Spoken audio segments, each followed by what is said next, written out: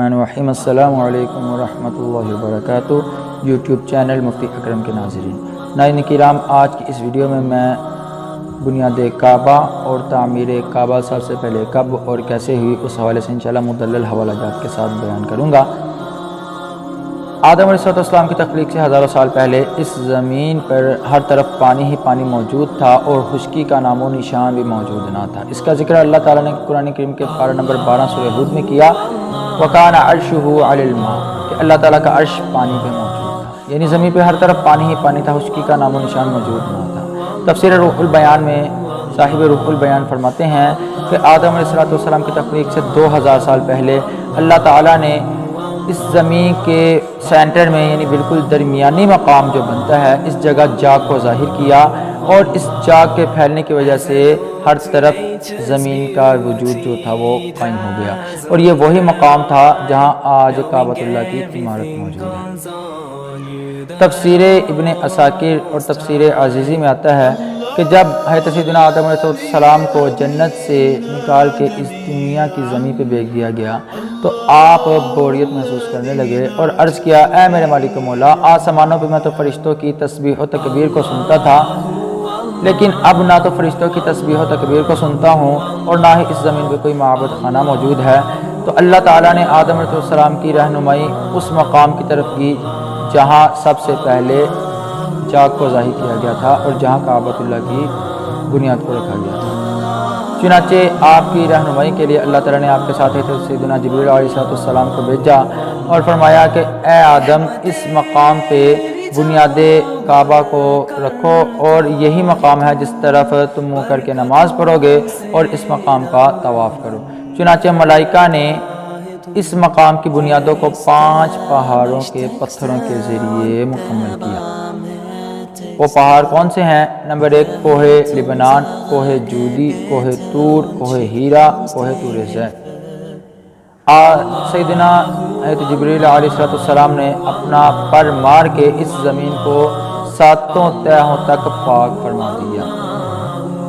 اور یہی وہ پہلا گھر ہے کہ جسے مسجد قرار دیا گیا اولاد آدم کے لیے۔ اس کا ذکر قرآن کریم کے پارہ نمبر 4 میں کیا گیا، بسم اللہ الرحمن الرحیم، ان اول بیت وضع للناس للذی ببکۃ مبارکا وہدی للعالمین، بے شک وہ پہلا گھر جو لوگوں کے لیے رکھا گیا وہ بکہ ہے اور اس میں برکت ہے عالمین کے لیے۔ تفسیر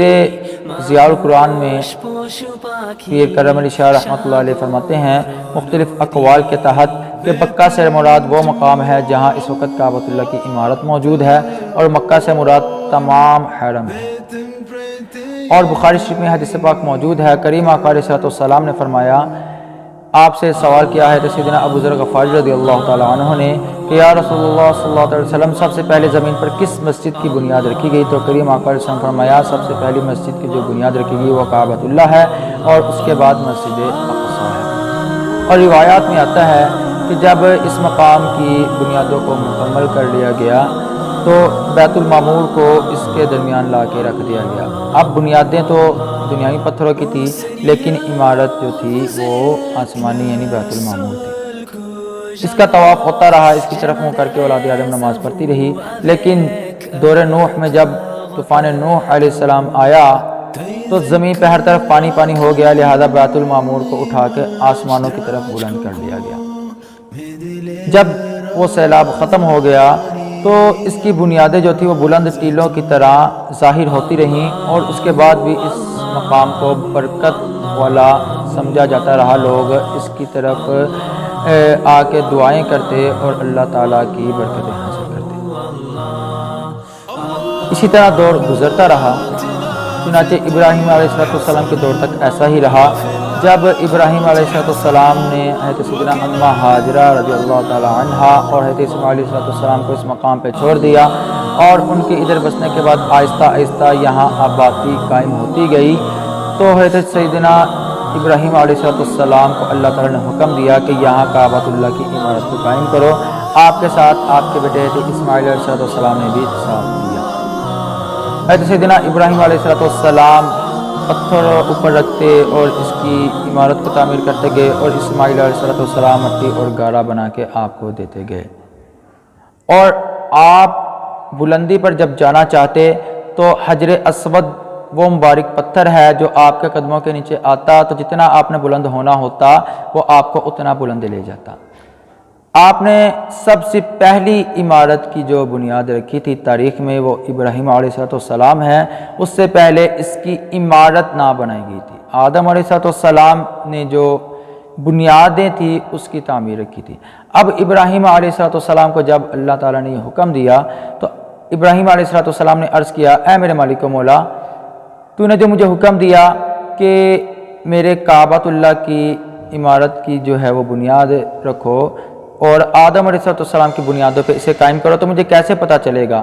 تو روایات میں آتا ہے، جسے تفسیر روح البیان میں بھی ذکر کیا گیا، کہ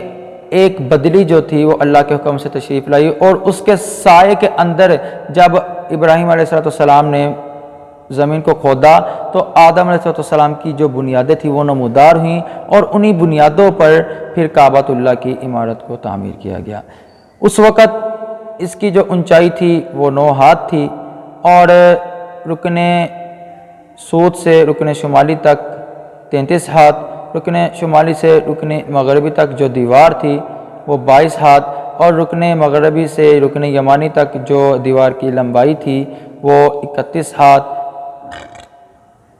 تھی۔ اس طرح کل مقدار جو تھی اس کی وہ تقریباً اونچائی میں 9 ہاتھ تھی۔ اس کے بعد دور قبیلہ مالکہ اور قبیلہ جراح نے دوبارہ اس کی تعمیر کا کام کیا۔ اس کے بعد قبیلہ ابن کلاب جو تھا اس نے دوبارہ اس کی تعمیر کی اور اس کے بعد آقا علیہ السلام نے جب 25 سال کی عمر مبارک کو مکمل کیا تو قریش نے دوبارہ اس کی تعمیر کو مکمل کیا۔ اس کی وجہ یہ بنی کہ جب ابن کلاب کے دور میں اس کی تعمیر کی گئی تھی تو اس کی چھت جو تھی اس میں لکڑی کے تختے لگائی گئی تھی، لکڑی لگائی گئی تھی اور قریش کے دور کے اندر ایک عورت اسے خوشبو کی دونی دیا کرتی تھی۔ ایک دن وہ دونی دے رہی تھی کہ آگ کا شعلہ ابھرا اور لکڑی کو لگ گیا اور وہ تمام چھت جو تھی وہ جل گئی اور اس سے پہلے کعبۃ اللہ کی جو دیواریں تھیں وہ سیلاب کے آنے کی وجہ سے متاثر ہو چکی تھی، لہذا قریش نے یہ ارادہ کیا کہ اس کی بنیادوں کو دوبارہ سے اس کی عمارت کو تعمیر کیا گیا ہے اور انہوں نے یہ ارادہ کیا کہ اس پر جو بھی مال خرچ ہو وہ حلال مال خرچ ہو، کیونکہ اس دور کے اندر لوگ سود کا بہت زیادہ کاروبار کرتے تھے۔ چنانچہ مال کے کم ہونے کی وجہ سے وہ بنیادیں جو ابراہیم علیہ السلام نے رکھی تھی قریش نے اس سے کچھ کم حصہ اس میں شامل کیا اور وہ حصہ جسے آج حتیم کعبہ کہا جاتا تھا یہ بھی اس کی عمارت میں حصہ شامل تھا، لیکن قریش نے مال کی کمی کی وجہ سے اس حصے کو چھوڑ دیا اور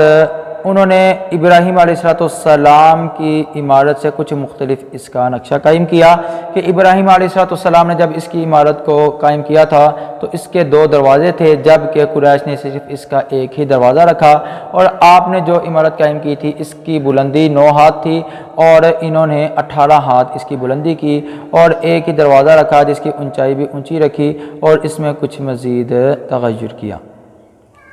یہاں تک اس کی بنیاد جو تھی وہ مکمل ہو گئی۔ اس کے بعد آقا علیہ السلام جو تھے انہوں نے اماں عائشہ صدیقہ رضی اللہ تعالی عنہا کو بتایا کہ حتیم کعبہ جسے اس کی عمارت میں شامل نہیں کیا گیا یہ بھی اس کی عمارت میں شامل تھا اور وہ پرانی بنیادیں جسے ابراہیم علیہ السلام نے رکھا تھا آقا علیہ السلام نے اماں عائشہ صدیقہ رضی اللہ تعالیٰ عنہ کو کھود کے وہ دکھائیں اور آپ فرماتی ہیں کہ میں نے دیکھا اونٹ کی کوہان کی طرح پتھر بنیادوں پر موجود تھے۔